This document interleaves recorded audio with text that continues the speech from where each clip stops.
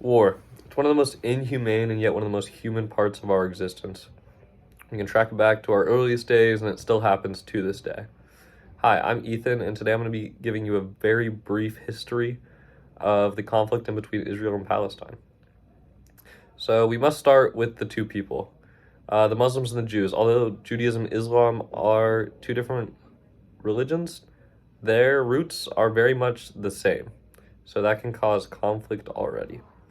Now, looking at the specific example, we start in directly after World War II in 1947 with the Resolution 181 created by Britain. This was basically a partition of Israel into a Palestine state and an Israeli state, as we have a lot of Jewish people immigrating from Europe after the Holocaust.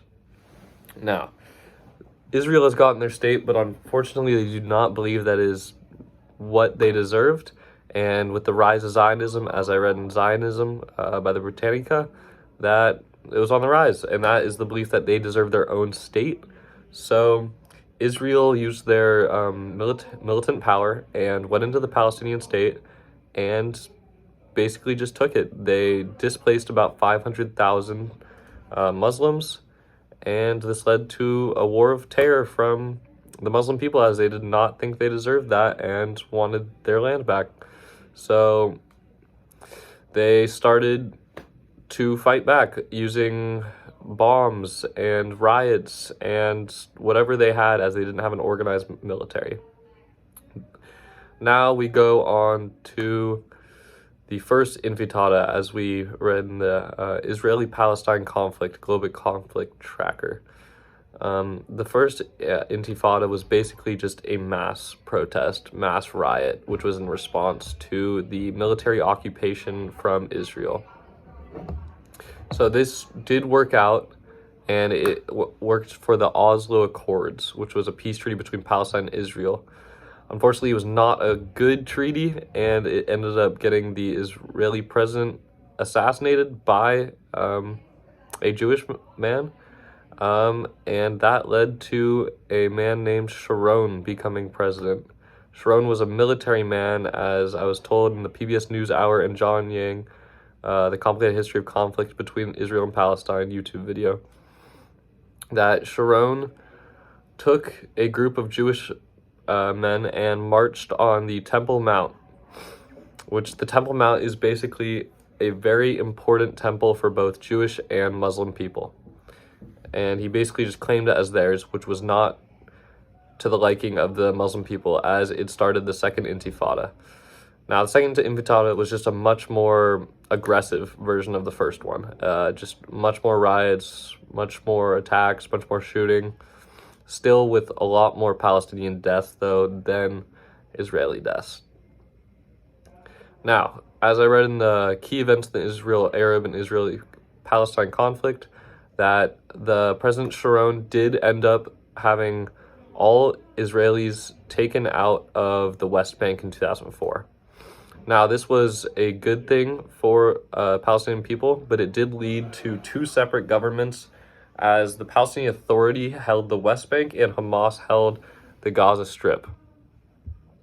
Now, to modern day, there has not been any incredible changes. It's just these past events that have just broiled on and keep on causing issues, as Hamas still believes that they deserve their land back, and Israel still does not believe they should. So they have attacked Israel, and Israel has attacked back much harder.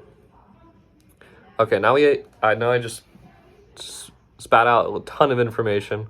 Now we have to look at the perspectives of these people. So the Jewish perspective. As I read the United States Holocaust Memorial Museum, Holocaust Survivors and the Establishment of the State of Israel, they believe that God has given them this land to them, and that they deserve it because God gave it to them. And as if you are religious, then it makes sense if that's the truth.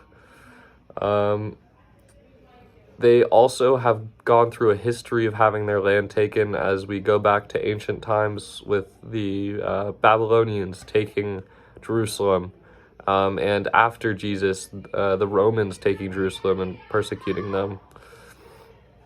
So it's just been a very long history of the Jewish people losing Jerusalem, and so they feel they deserve it. And this is what has led to the rise of Zionism. So now, as we look at the Palestinian people, they, first of all, in World War One, they fought for Britain and helped them to defeat the Ottoman Empire, which made them feel that they deserved some recognition, some help. Also, they had 500,000 Palestinian people displaced, and they just lost their homeland. So they feel they deserve it back. Yeah. So basically, I'm not saying who's right, who's wrong, but I just figured it's good to stay educated, as even if you are not directly affected, people around you are affected. So it is good to stay up to date with these things, and there's a lot more out there. It's a very complicated thing. Just, I had to be very brief. Thank you.